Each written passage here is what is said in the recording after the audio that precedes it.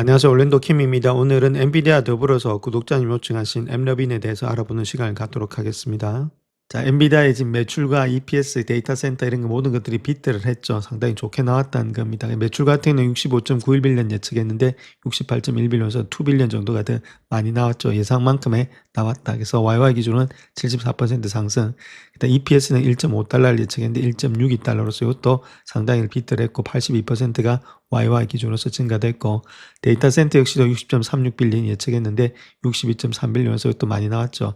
자, 그건 2빌리언 정도 많이 나왔고 75% 정도 상승했다. 이 데이터 센터가 모든 것들을 다 차지하고 있다 이렇게 보시면 되겠고 자, 그 다음에 가이던스 역시도 매출 자체를 본다면 1분기 가이던스가 72.78빌리언인데 78빌리언에서 또 플러스 마이너스 2% 한다 하더라도 좋게 나오면서 비트가 됐죠. 그래서 GP 마진이 한 75%에서 플러스 마이너스 50bp 정도 되고 있다. 이렇게 보시면 되죠. 전반적으로 모든 것들이 좋았다 이렇게 말씀을 드립니다. 자, 주주에게 환원했던 금액 자체를 본다면 지금 41.1빌리언 정도 되고 있고 지금 바이백으로 남아있는 금액이 있죠. 지금 이제 자사주 매입할 수 있는 금액이 58.5빌리언 남아있다 이렇게 말을 하고 있습니다.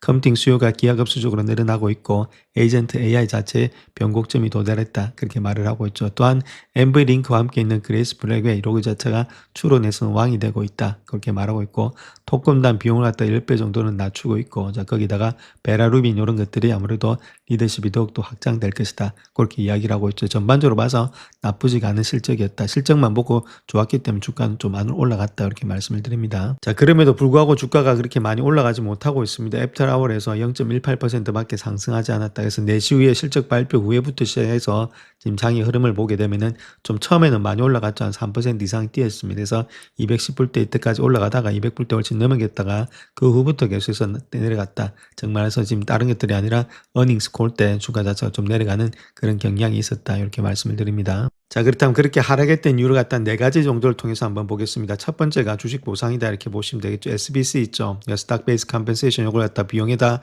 편입하겠다. 옛날에는 비용에서 제외했죠. 근데 비용에서 제외했다는 말은 이익이 많이 증가됐는데 비용에다 편입하니까 아무래도 비용이 늘어나니까 이익은 줄어들 수 있다는 것도 첫 번째. 자, 그러니 이제 영업 비용 자체가 40% 정도 증가된다. 가이던스 문제가 좀 발생한 거 아니냐. 자, 그렇게 보면 되겠죠. 그래서 회계 정책의 변경, 인재 유치의 비용 이런 것들이 폭증되면서 향후의 수익성이 좀 약화되지 않겠는가. 자, 이게 첫 번째 문제고.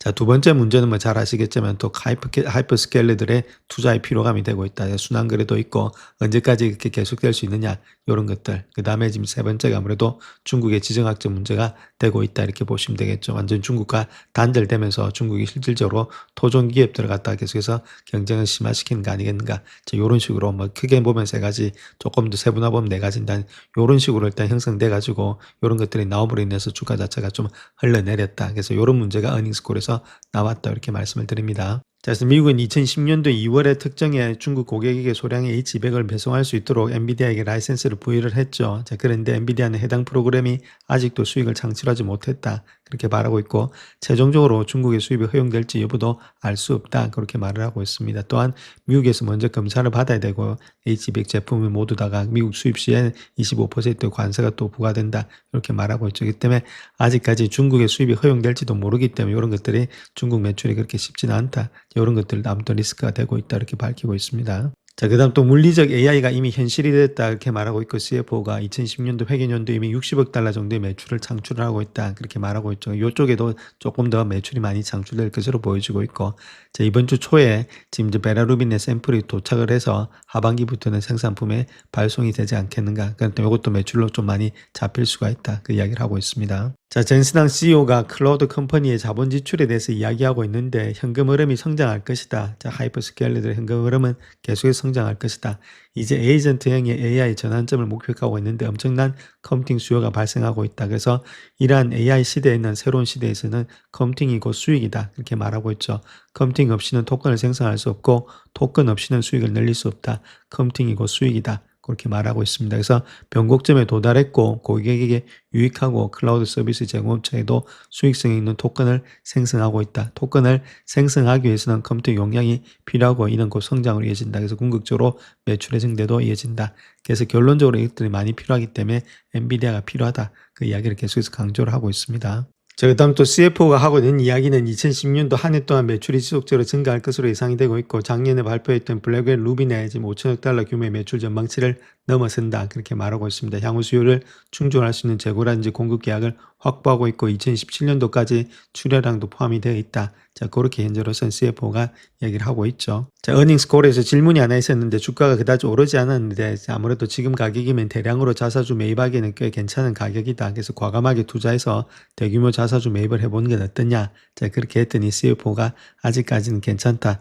자, 우리는 투자 수익률을 매우 신중하게 검토하고 있는데 가장 중요한 것 중에 하나는 생태계를 진정으로 지원하고 필요한 공급을 확보하는 것이다. 그렇게 말하고 여전히 자사주 매입을 진행하고 있고 배당금도 지급하고 있다. 올해 안에 자사주 매입을 적절한 기회를 갖다가 계속해서 할 것이다. 이렇게 말을 하고 있죠. 정말 당장은 아닌데 그럼에도 불구하고 자사주 매입은 꾸준히 할 거다. 자, 그 이야기를 하고 있습니다. 자, 일단 밸류에이션을 한번 보게 되면 EV/EBITDA 있죠. 그걸 했을 때라도 224불 67전 정도의 지금 이제 페어 밸류가 나온다, 이렇게 보시면 됩니다. 자, 그 정도로 일단 포홀드를 했을 때 20배수 정도 준다고 했을 때도 그 정도 나오고 있으니까 아무래도 지금 이제 200불은 충분히 넘지 않겠는가. 자, 그렇게도 볼 수가 있겠죠. 자, 현재 EPS를 보게 되면 2017년도에 7.86 정도 EPS가 되고 있죠. 거기다 24배수 정도 하니까 지금 가격이 나타나는데 2028년도 걸 한번 끌어오게 되면 10.09죠. 자, 여기다 뭐 24배수만 해주더라도 240불을 훨씬 더 넘어갑니다. 물론 시간은 좀 지나겠지만은 그럼에도 불구하고 주가는 계속해서 상승할 수 있다, 이렇게 보시면 되겠죠. 이 정도면은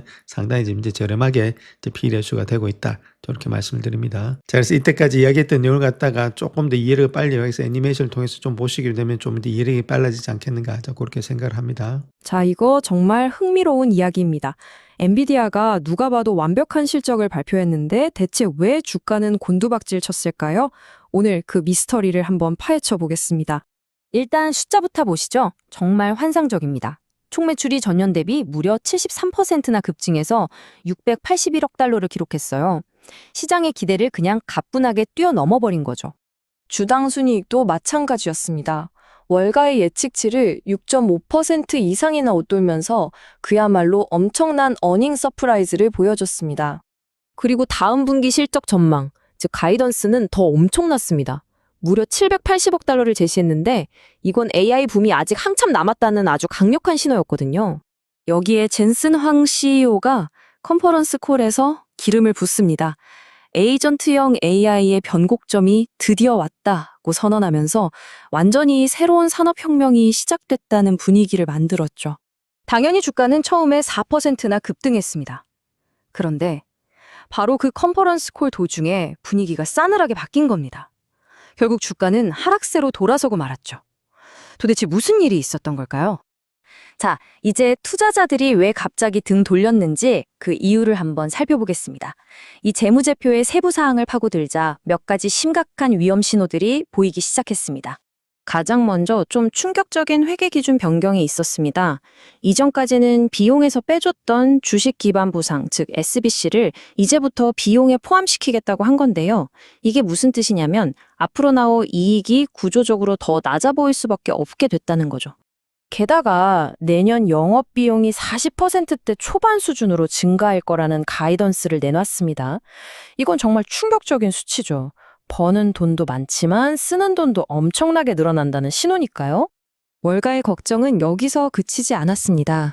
클라우드 대기업들이 과연 언제까지 이렇게 막대한 투자를 계속할 수 있을까 하는 캐펙스 피로감 문제, 그리고 미국의 수출 통제 때문에 중국 쪽 매출이 사실상 제로가 되어버린 문제까지 악재들이 한꺼번에 터져 나온 겁니다.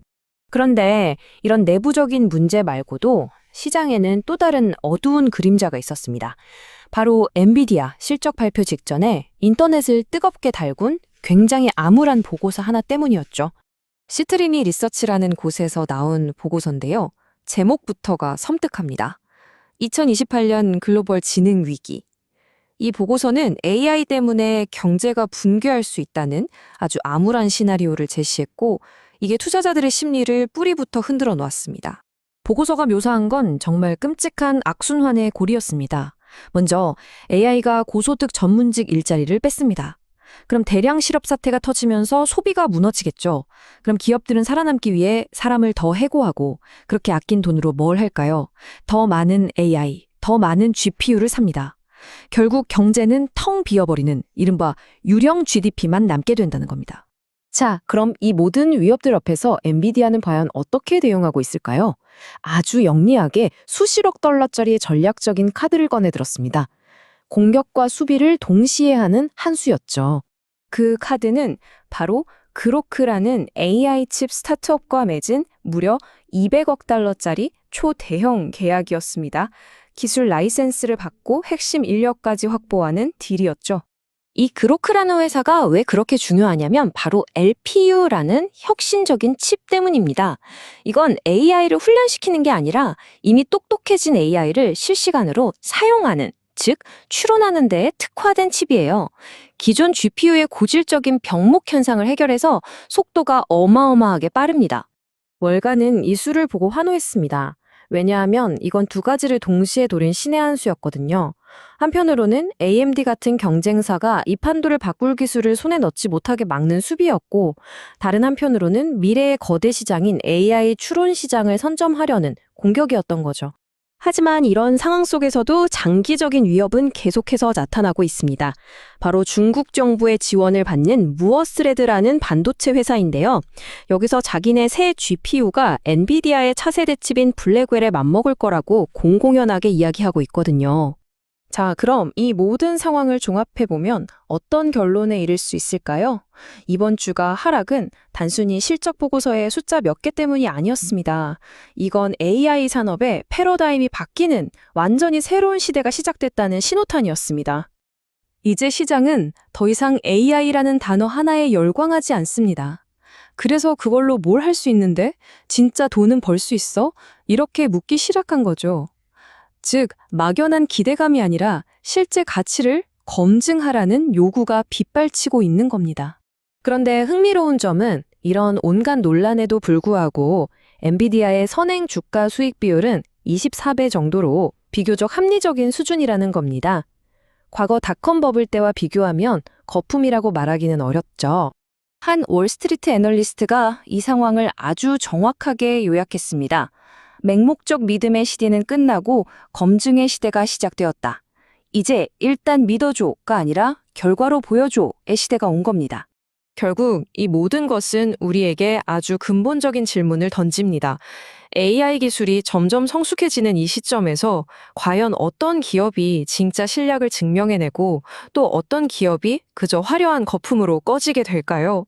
이제 진짜와 가짜를 가려내는 시간이 시작됐습니다. 자, 다음은 구독자님 요청하신 엠러빈에 대해서 한번 알아보겠습니다. 지금 어떻게 엠러빈이 흘러가고 있는지 거기에 대해서 상세하게 한번 말씀드리겠습니다. 자, 그렇다면 2017년도에 EPS를 본다면 지금 적정 주가를 구해서 20.35 정도 나타나고 있습니다. 자, 그렇게 했을 때 밸류에이션이 얼마만큼 되냐? 자, 지금 22.41 정도가 섹터 평균인데 26배수 정도 받고 있죠. 자, 그런 가운데 있고, 자, 아무래도 폐급 배수 보시게 되면 여기가 1.4인데 여기 보시면 0.76이니까 45배수, 45%나 지금 이제 저렴하게 되고 있죠. 성장이 좋으니까 자, 밸류에이션 조금 더 주지 않겠는가? 자, 그렇게 볼 수 있겠죠. 그래서 26배수 정도 줄 수도 있고 33배수 정도도 줄 수 있는데 못 줘도 한 30배수는 이렇게 성장이 있으니까 줄 수 있지 않겠는가? 자, 그렇게 볼 수가 있겠죠. 자, 그렇다면 지금 이제 30배수 준다. 자, 그렇게 했을 때 지금 볼 수 있어 20.35죠. 20.35다. 자, 그렇게 했을 때 여기서 30배수 준다. 자, 그렇게 한다면 지금 현재 610불까지도 갈 수 있다. 이렇게 보시면 되겠고, 뭐, 30배를 안 준다 하더라도 25배만 주고 있습니다. 25배수.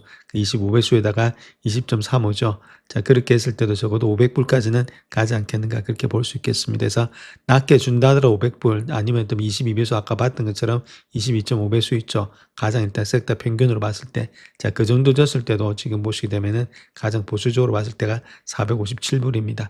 자, 그러니까 지금 모습에서 457불보다는 더 많이 갈 수 있다는 그 이야기가 되겠죠. 자, 그렇게 했을 때 그 가격대가 요 정도 되고 있다. 이렇게 보시면 되겠습니다. 그래서 지금 가격이라면 이 밑에 가격이니까 조금 우리가 할 때는 400불 밑에라든지 이렇게 내려올 때는 좀 매수의 관점이 되지 않겠는가. 상당히 저렴하죠. 그래서 이런 식으로 지금 이제 들이바닥이 나타났다는 겁니다. 주가 자체가 많이 내려왔을 때는. 자, 그런 정도 있기 때문에 어느 정도 바닥은 조금 확인한 것이 아니겠는가. 자, 그렇게 보여주고 있고, 그래서 400불 밑이라든지 그런 데는 조금씩은 담아갈 수 있는 그런 여력들이 보여지고 있다. 이렇게 보시면 되겠죠. 그래서 이 추세가 어느 정도 이탈은 되고 있는데, 저 추세 완전히 이탈되고 나서부터는 주가는 좀 반등이 되지 않겠는가 그렇게 보여지고 있습니다. 그래서 어느 정도의 추세 이탈이 완전히 있고 난 후에는 주가의 반등은 좀 있지 않겠는가 그렇게 보여지고 있습니다. 그래서 제가 보는 관점은 350불대 있죠. 뜨리바닥 나왔던 요 라인대가 어느 정도 바닥권이라고 생각이 되고 있습니다. 자, 그런 가운데 있기 때문에 앞으로는 조금 더 매출과 이익이 늘어난다면 반등이 나타나지 않겠는가 그렇게 보여지고 있습니다. 오늘 우리가 이야기해볼 회사는 바로 앱러빈이라는 곳입니다. 굉장히 흥미로운데 또 논란도 많은 그런 회사죠. 자, 이런 질문 한번 던져볼게요. 회사가 너무 완벽하면 어떻게 될까요? 이게 바로 오늘 이야기의 핵심입니다. 상식적으로는 좀 이해가 안 가는 미스테리 같은 상황이죠? 자, 한번 보시죠. 이게 앱러빈의 2025년 4분기 실적인데요. 매출, 마진, 현금 흐름, 뭐 하나 빠지는 게 없어요. 월가 전문가들 예상을 그냥 가볍게 뛰어넘는 말 그대로 역대급 실적이었습니다. 진짜 흠잡을 데가 하나도 없었죠. 그런데 말이죠. 여기서 진짜 믿기 힘든 반전이 일어납니다. 이렇게 완벽한 실적을 발표했는데 주가는 고점 대비 무려 40% 넘게 폭락해버려요. 이게 바로 완벽함의 역설입니다. 아니 도대체 왜 이런 일이 벌어진 걸까요? 그 이유를 알려면 양쪽 이야기를 다 들어봐야 합니다. 먼저 주가가 올라야 한다고 보는 쪽, 그러니까 불 케이스부터 한번 살펴볼게요. 이 회사의 믿을 수 없는 재무적인 힘, 그 근원이 뭔지 파헤쳐 보겠습니다. 보통 이 업계에서는요, 잘 나가는 소프트웨어 회사를 평가하는 40의 법칙이라는 게 있습니다. 이게 뭐냐면 연간 매출 성장률이랑 이익률, 이 두 개를 더해서 40을 넘으면 아, 이 회사 정말 탄탄하고 성장성도 좋구나 이렇게 인정을 해주는 황금률 같은 거예요. 자, 그런데 앱러빈은 어땠을까요? 성장률 66%에 마진이 84%. 이걸 더하면요, 무려 150입니다. 150. 아니, 40만 넘어도 대단한 건데 150이라뇨? 보통 이렇게 미친 듯이 성장하려면 이익을 다 포기하고 돈을 쏟아부어야 하거든요. 근데 앱러빈은 성장과 수익성, 이 두 마리 토끼를 다 잡은 거예요. 이건 뭐 통계적 오류 수준을 넘어서 그냥 소프트웨어 비즈니스의 물리법칙을 완전히 무시하는 수준이죠. 아니 그럼 대체 뭘로 이런 말도 안 되는 성과를 만들어내는 걸까요? 그 비밀의 중심에는 바로 앱러빈만의 아주 독특한 인공지능이 있습니다. 우리가 보통 AI 하면 뭐 그림도 그리고 글도 쓰는 생성형 AI, 그러니까 일종의 예술가를 떠올리잖아요. 그런데 앱러빈의 비밀 병기는 좀 다릅니다. 이 회사의 AI XN 2.0은 판별형 AI라고 불리는데요. 예술가가 아니라 심판관에 가까워요. 창작을 하는 게 아니라 이 사람이 과연 이 광고를 보고 지갑을 열까? 이걸 아주 냉정하게 판단하는 역할이죠. 이 악송 투공 엔진이 하는 일이 정말 어마어마합니다. 1초에 200만 번 예측을 해요. 완벽한 타이밍에 완벽한 사람한테 완벽한 광고를 보여주기 위해서요. 사실상 회사 전체를 움직이는 두뇌라고 보시면 됩니다. 그리고 이 강력한 AI를 무기 삼아서 앱러빈은 원래 자기들 텃밭이던 모바일 게임을 넘어서 돈이 되는 이커머스 시장으로 뛰어들었습니다. 결과는요, 그야말로 대박이었죠. 페이스북 광고보다 효율이 45%나 더 높고 물건을 산 사람들의 85%가 아예 새로운 고객이었어요. 그리고 이게 진짜 결정적입니다. 광고비를 들여서 고객 한 명을 데려오잖아요. 그 비용을 회수하는데 딱 30일 걸린다는 겁니다. 와, 보통 이 기간이 몇 달, 길게는 1년도 넘게 걸리거든요. 이걸 한 달로 줄였다는 건 특히 작은 사업체들한테는 그야말로 게임의 판도를 바꾸는 게임 체인저인 거죠. 와, 이렇게 들으면 정말 완벽한 회사 같은데, 하지만 이 완벽해 보이는 갑옷에도 조금씩 균열이 보이기 시작했습니다. 지금부터는 주가를 끌어내린 이유, 바로 베어 케이스. 투자자들을 벌벌 떨게 만든 그 위협들을 하나씩 들여다보겠습니다. 최근에 클라우드엑스라는 강력한 경쟁자가 등장했어요. 이 회사가 앱러빈을 공격하는 포인트가 뭐냐면 너네 시스템은 뭐가 어떻게 돌아가는지 아무도 모르는 깜깜이 블랙박스 아니냐? 이거예요. 그러면서 자기들은 모든 광고 경매 과정을 투명하게 공개하는 글래스박스 모델을 내세우고 있는 거죠. 물론 앱러빈도 가만히 있지는 않죠. 아주 자신만만하게 반박합니다. 경쟁이 붙어서 광고 단가가 올라가면 오히려 좋지. 전체 시장 파이가 커지는 거니까. 그리고 어차피 누가 이기든 우리 플랫폼에서 거래되면 우리는 5% 수수료를 챙기는데 뭐가 문제야? 이런 논리입니다. 꽤 영리하죠. 하지만 경쟁사보다 훨씬 더 심각하고 어쩌면 회사의 존립 자체를 위협하는 두 번째 위기가 수면 위로 떠오릅니다.